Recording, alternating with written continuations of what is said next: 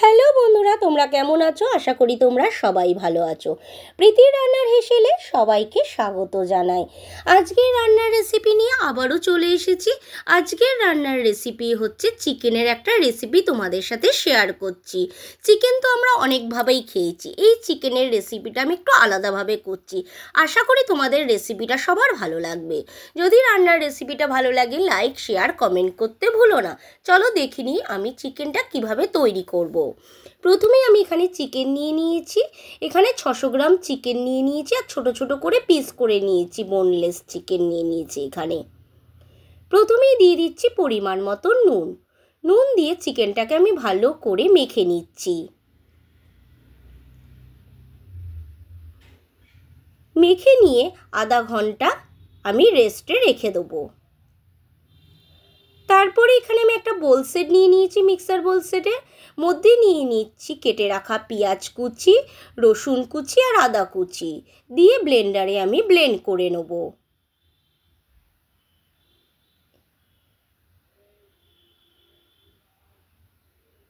এবার কড়াই বসিয়ে দিয়েছি, কড়াইতে দিয়ে দিচ্ছি পরিমাণ মতন সাদা তেল। তেলটা আমার গরম হয়ে গেছে, তারপর দিয়ে দিচ্ছি বাটার। তারপর দিয়ে দিচ্ছি কেটে রাখা ক্যাপসিকাম কুচি আর টমেটো কুচি দিয়ে একটু আমি ভালো করে নাড়িয়ে নিচ্ছি। 1-2 মিনিট আমি নাড়িয়ে নেব। তারপর দিয়ে দিচ্ছি পরিমাণ মতো নুন। নুন দিয়ে একটুখানি নাড়িয়ে আমি এটাকে কিন্তু তুলে নেব। এবার তুলে নিলাম। তারপর দিয়ে দিচ্ছি পরিমাণ মতন বাটার তেলের মধ্যে। তারপর দিয়ে দিচ্ছি 2টো শুকনো লঙ্কা দিয়ে ভালো করে নাড়িয়ে নিচ্ছি। নাড়িয়ে নিলে কি হবে, শুকনো লঙ্কার গন্ধটা কিন্তু ভালো বেরোবে। তারপর দিয়ে দিচ্ছি 2খানা এলাচ। তারপর দিয়ে দিচ্ছি এখানে ব্লেন্ড করে রাখা পেঁয়াজ আদা রসুন বাটাটা দিয়ে পরিমাণ মতো নুন দিয়ে ভালো করে আমি নাড়িয়ে নিচ্ছি।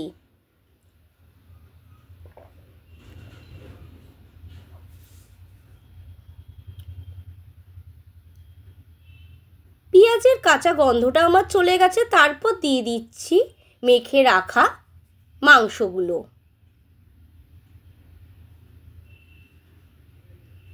দিয়ে ভালো করে আবারও আমি নাড়িয়ে নেব। এখানে কিন্তু আমি জলের ব্যবহার করব না।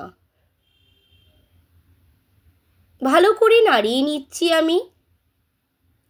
তারপর দিয়ে দিচ্ছি পরিমাণ মতন গোলমরিচের গুঁড়ো দিয়ে ভালো করে আবারও আমি নাড়িয়ে নিচ্ছি। যদি তোমাদের রান্নার রেসিপিটা ভালো লাগে চ্যানেলটাকে সাবস্ক্রাইব করতে ভুলো না কিন্তু বন্ধুরা। এটা আমি মাংসটাকে 10 মিনিটের মতন ভালো করে কিন্তু নাড়িয়ে নিচ্ছি। তারপর দিয়ে দিলাম কেটে রাখা লঙ্কা কুচি।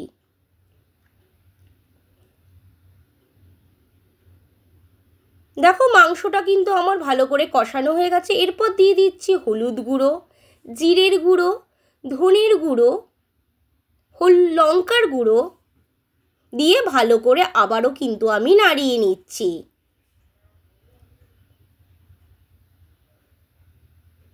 এটা লুচি পরোটা রুটি নান সবার সাথেই ভালো লাগবে কিন্তু খেতে। তারপর দিয়ে দিচ্ছি ফেটিয়ে রাখা টক দই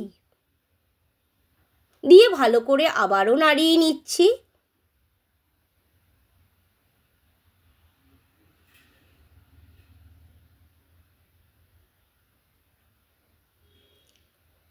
তারপর ভেজে রাখা ক্যাপসিকামগুলো দিয়ে দিচ্ছি কুচিগুলোকে।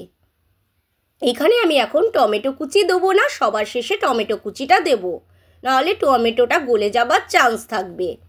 দিয়ে ভালো করে আবারও আমি নাড়িয়ে নিচ্ছি। তারপর দিয়ে দিচ্ছি 1 চামচ চিনি।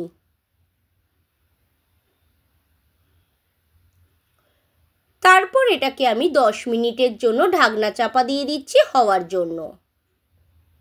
10 মিনিট পর ফিরে এসেছি, ঢাকনাটা কিন্তু আমি তুলে নিচ্ছি। দেখো চিকেনটা কিন্তু পুরো আমার রেডি হয়ে গেছে আর দেখতেও কালারটা কত সুন্দর এসেছে। আশা করি তোমাদের রান্নার রেসিপিটা কিন্তু সবার ভালো লাগবে। এরপর দিয়ে দিচ্ছি টমেটোগুলোকে।